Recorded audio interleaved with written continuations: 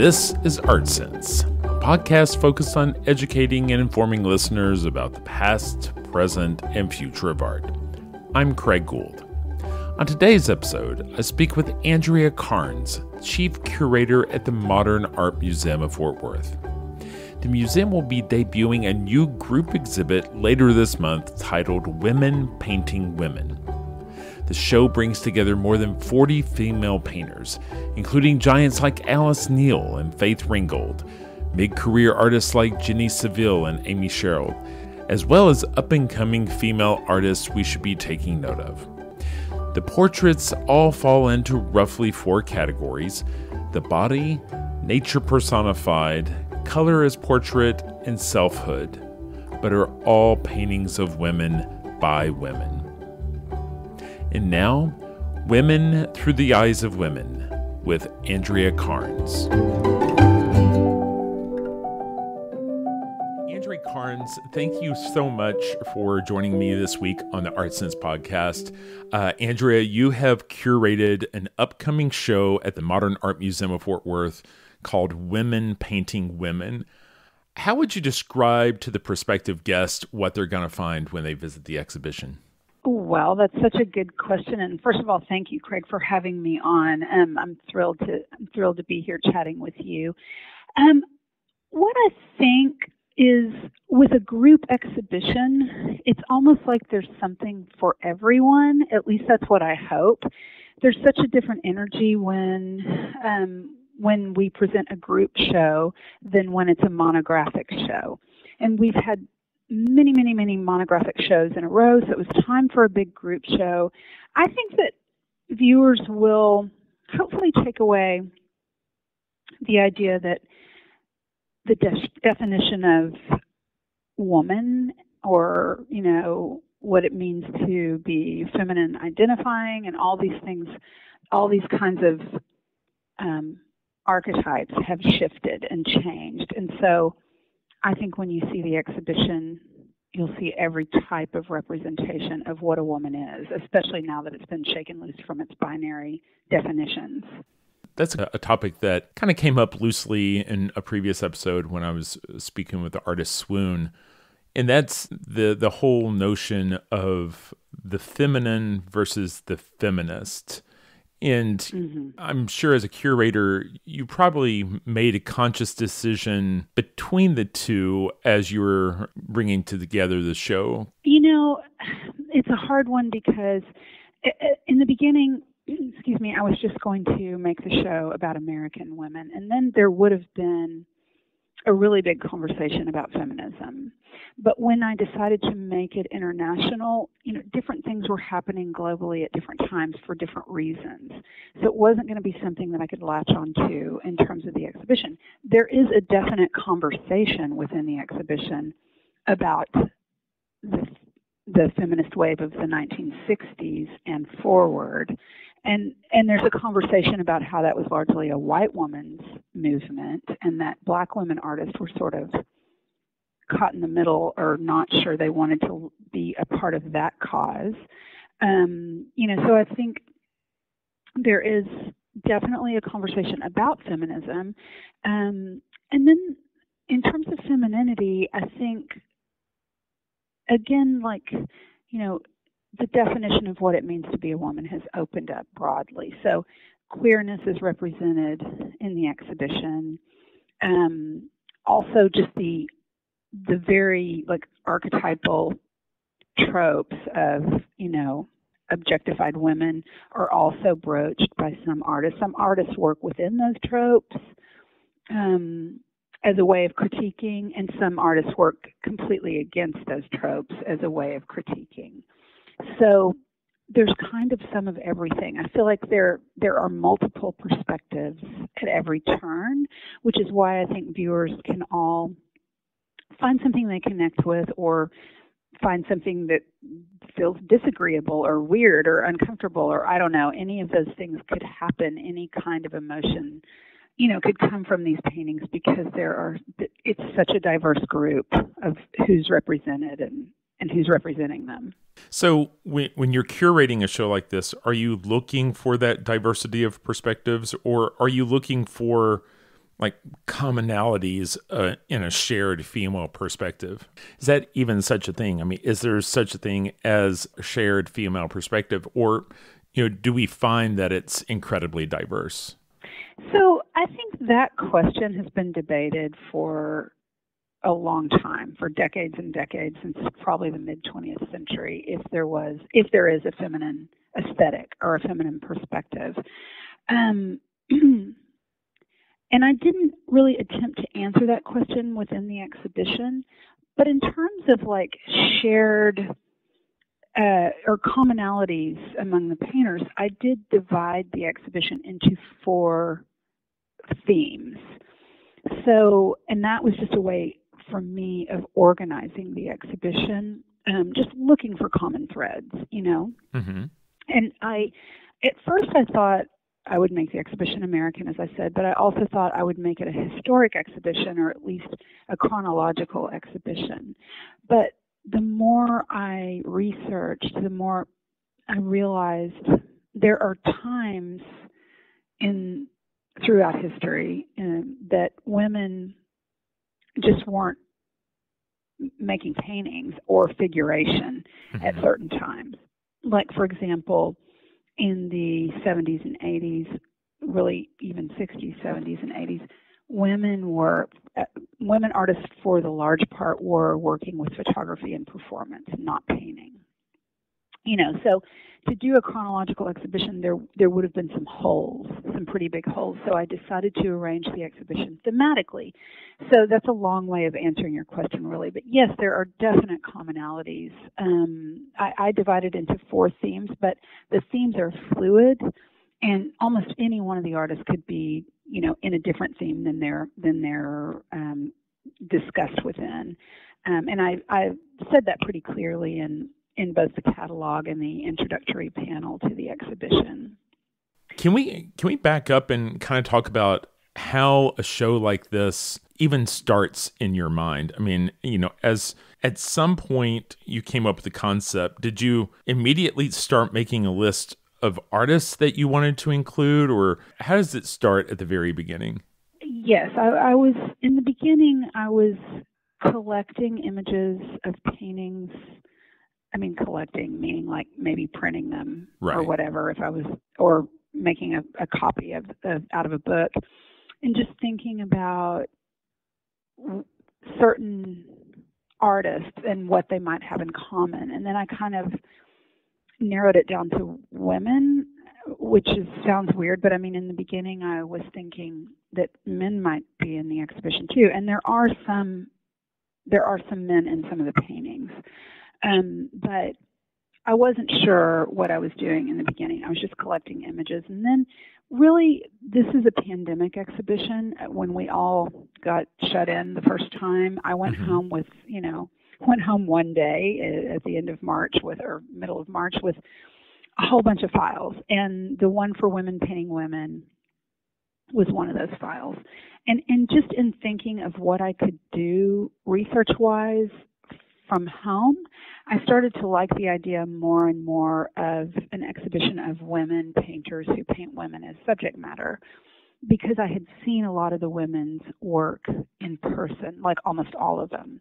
And since we couldn't go anywhere at that time, I wasn't able to go do studio visits with artists. It seemed like a good moment to focus on a bunch of artists whose work I already knew. And then I could just do more research from home to figure out the premise of the exhibition. And I think, it was a strange time on the one hand because we couldn't go have personal interaction. I couldn't with the artists, but just knowing their works gave me a leg up. Like I wouldn't have been able to do an exhibition of someone's work who I didn't know very well or didn't know at all or anything during that time. But besides it being a pandemic exhibition, I think it just felt like a really good moment to think about how far women artists have come in the last roughly, 5 decades. And that was because I read an article, I don't know where it was, Art News or something just mentioning that Linda Nochlund's seminal essay, Why Have There Been No Great Women Artists, was turning 50. And so that, because that article was 50 years old, it seemed like a good moment to just think, well, maybe we should just take the temperature on why have there been no great women artists, or are there great women artists now, kind of thing. I mean, her article, that title is tongue-in-cheek, of course, you know, and I mean, it's saying that women artists weren't given the same shot as male artists, and you know, the notion of genius is really based on education and access. But just kind of starting with that idea and wanting to look back at women artists, it seemed like I said, it seemed like a good moment, especially because the whole idea of a woman is becoming more and more inclusive. So it felt like a good moment to look at that.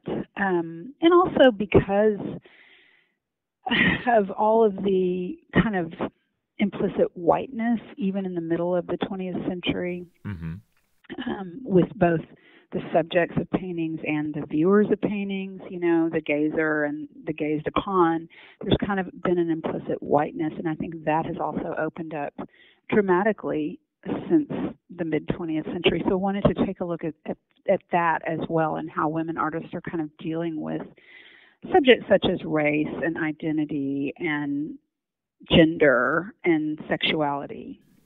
One of my recent guests was an author, Farah Nayeri. In her book was kind of chronicling all the nagging issues in the art world, and you know, this was one of the ones that we talked about. And you know, she was quoting numbers that said that the female artist represents less than 10% of the holdings in the museums. And so, is a show like this, does it advance the ball towards reconciling that inequality?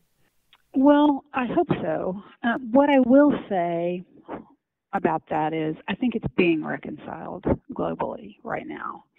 And a lot of the women in this exhibition, for example, what I was trying to do, just as a very simplistic exercise, was find the most compelling painting by each artist and, you know, ask to borrow it for the exhibition. Most compelling painting of a woman, you know, painted by a woman.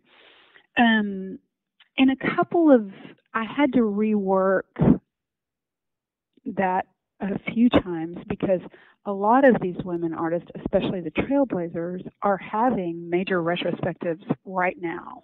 Right. Like Alice Neel, for example, you know, hers was at the Met. Now it's traveled to the Pompidou in Paris.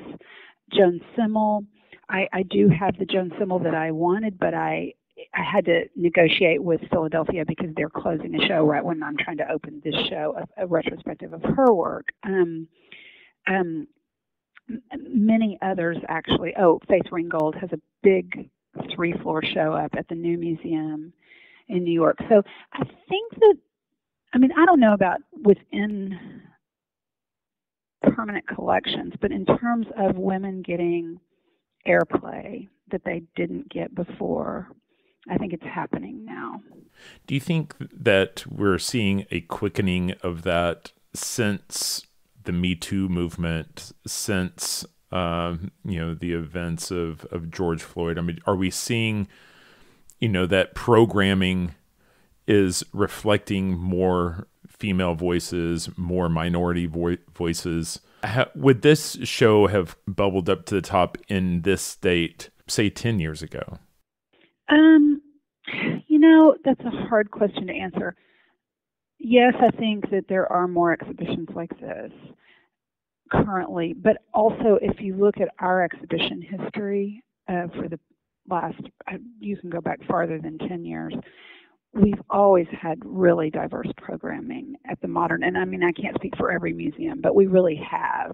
I think that we have other issues, like we don't have much diversity on the staff, which we're trying to work on now, and things like that. I'm not saying we're perfect by any means. Right. But I am saying that we have just a proven track record of diversity here, and it goes back much farther than 10 years. So I think, it's a hard question for me to answer. I do think I would have done this exhibition anyway. And I focused a lot of my career, not all, but a lot of my career on women artists. So that part, comes really naturally. And then just looking at, surveying the women who paint women, I think the checklist would have been what it is, no matter what. It's what I think. I mean, it's a hard question to answer. It's a good question. Going back to the point of how it came together, in your mind, it started with particular paintings versus particular artists, or was it kind of hand in hand? It was it was more the artist, probably, actually. And then the paintings. My next thing was, what's their most compelling painting of a woman, I would imagine that curating an exhibit like this, a group show, would be pretty exciting because it provides you an opportunity to maybe engage with artists that maybe you've been admiring from afar, and now you have an excuse to engage with them. I mean, do you find that to be the case? Yes. I mean, it's group exhibitions are a little strange in that, a lot of times you can get a lot more focused attention from an artist if it's a one-person show, of course. A group show is a little harder in that way. You don't have to even engage with the artist. You can just borrow a work from another museum or a collector and put it in the show. But what I tried to do almost across the board, I mean, I did do it with all the living artists, is make sure they all knew that I was doing the show and that I wanted to borrow works of theirs, and make sure they all wanted to be in the show. And so I think I did a pretty good job of that. Sometimes I worked through their galleries, sometimes I contacted them directly. And a lot of them are coming to the opening, which makes me happy, a lot of the younger ones. And it seems like they're all really happy to be in the exhibition. And I wasn't sure how that was going to go, because sometimes, people don't want to be pigeonholed. Like even the word woman in the title could be considered, potentially if they're thinking, I don't want to only be in shows that are about women artists, or, whatever it would be. But they all were thrilled. And I think for the younger ones, what's thrilling is because it's not a chronological exhibition, their works will be hanging alongside the trailblazers in the exhibition. Right. So they feel like they're going to be in a conversation with Alice Neel and Emma Amos and Faith Ringgold. And, I think that's exciting to younger artists. Sure. Can you tell us about some of those up-and-comers that have been included? Because, you're right. There are names like Amy Sherald and Marlene Demond and Jenny Saville included, and then there are these that you're maybe essentially introducing us to. And can you kind of tell us about a few of those? Sure. I wanted to include some younger women artists. And when I say younger, I mean young in career. I'm not talking about their age necessarily, but with less exposure. Because one thing that I think I've always tried to do is bring artists to a new audience here. And or bring our audience new artists. I don't know how to say that the best way, but so I wanted to include artists like Claire Tabaret. She's a painter who is French from Paris, but currently lives in LA. Has lived in LA for a decade or more. Makes incredibly gorgeous paintings. Some have men, some have women, but the one that we chose for this exhibition is a group. It's a fencing team. It's actually it's an Iranian fencing team before the revolution. So, that was the source photograph. Anyway, she changed it. It's not true to the photograph, but her idea is just to see how women interact spatially and physically when they're on a team together. So it's that was really interesting to me. And then an artist like Apollonia Sokol, it's Sokol, has created a painting based on Botticelli's Springtime painting, but it's trans women. And I think, there's something very interesting about including trans women in the exhibition, and to, I think there's something about gender and performance that happens in that painting. I've heard Sokol say, she's trying not to fetishize. These are just matter of fact. But I think, what that painting in particular points to is that we are all performing our gender, no matter what our anatomy is. It's very insightful, and we all have gender roles and gender stereotypes, and a lot of people try to stay smack in the middle of their stereotype to avoid any notice, right? And so right. So I thought that was she just brought something really interesting to the table, talking about kind of bringing up that point that we're all performing gender, no matter how we're born, no matter what gender we're born into, or what anatomy. And there are many others. Christian Lyons, which that painting is so gorgeous and graphic, and it's called Yayoi, which is an homage to Yayoi, the Japanese painter or an artist. Yayoi, I can't say her name, Kusama. I can't say Yayoi, Kusama. It's not our native language, but we tried the best we can. Right. But I should be able to say it. She's created this painting that's an homage to another woman artist, but the image is made up of several women that she sort of composites together to make one woman. So there are a bunch of different skin tones, there are a bunch of different views, they're all looking in kind of a different direction, they have different clothes on, but they make up this one woman, and it's a very powerful image, but it comes out of these images from fashion magazines and Instagram influencers and social media. So it comes out of these images that are directly objectifying women. But somehow when Christian creates a composite woman of all of them, it's like she takes the power back. They become these very powerful figures. So I think all of these younger artists or younger in career or whatever are descendants from all of the forerunners. And so I just felt like it was an interesting thing to have them in conversation with each other. And the ones like you mentioned who are mid-career, like Amy Sherald and Micheline Thomas and Lisa Yuskavage and, and even Marilyn Minter. And these women are, they're also trailblazers for the younger women in the exhibition. Is there a particular work that you really had your heart set on, and when you found out you were able to get it for the exhibit, you were really excited about? Is there one that you're like, I really need this one to come through to feel like I've got an A+ on my job here? It is such a hard question because it's like a Sophie's Choice question. I'm excited for every single one of them to be loved. There are a couple I didn't get that broke my heart. I will say that.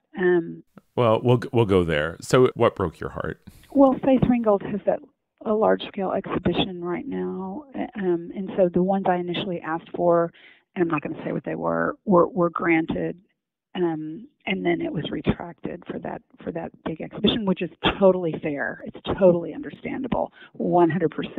But then I had to pick another one, and that's totally fine. But it's not a major work in that case, and it's because all of her major works are in that retrospective, as they should be.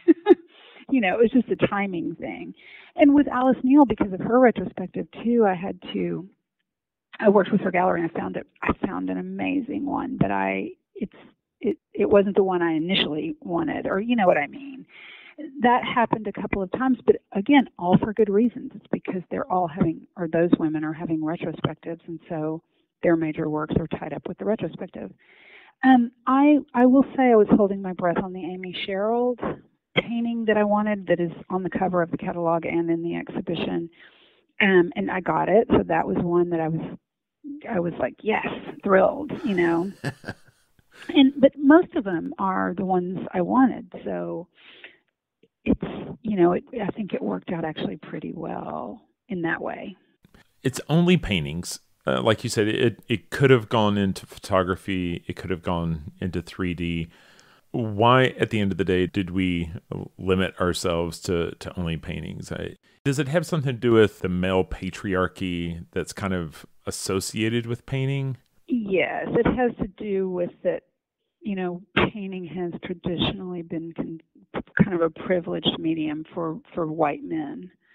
And so it wasn't always so open to women. I mean, women couldn't even, and I mean, Linda Nochlin talks about this and why have there been no great women artists, but women weren't even allowed to paint from nude models, or, they didn't have, so because of the position of painting and its privileged position, I thought it would be interesting to look at that. If I wanted to do a feminist exhibition in particular, I would have opened it up to all media. But I wasn't trying to rewrite the history of feminism necessarily. I was just trying to look at what women have been doing across one medium that is most associated in the Western canon of art history with white men. So the exhibition, you mentioned it's reflecting 4 themes. Is it a matter of you collected all of these images in your head and then you found that they kind of fit these silos, or did you kind of have these themes in mind as you went? Well, no, I didn't really have this. Neither. I don't know that I would say. I try not to pigeonhole or whatever. So what I was doing is just looking for broad themes that are pretty much interchangeable. Like I said, the themes are all fluid. Any single woman you could name who's in the exhibition, I could argue for every single theme for that artist to be in any of the themes. Right. So I will say that, but the themes really came out of me just like trying to organize the essay and the exhibition in my head, or on paper. So the themes are nature personified, and that is basically connecting women to, as a metaphor for the earth or goddesses and priestesses, the kind of earthly connections, but also the mystical connections. And then the body is one theme. I mean, again, all of them could fit into that category. Selfhood is one theme, and that's really about interiority. So it's about depictions of women that reflect a kind of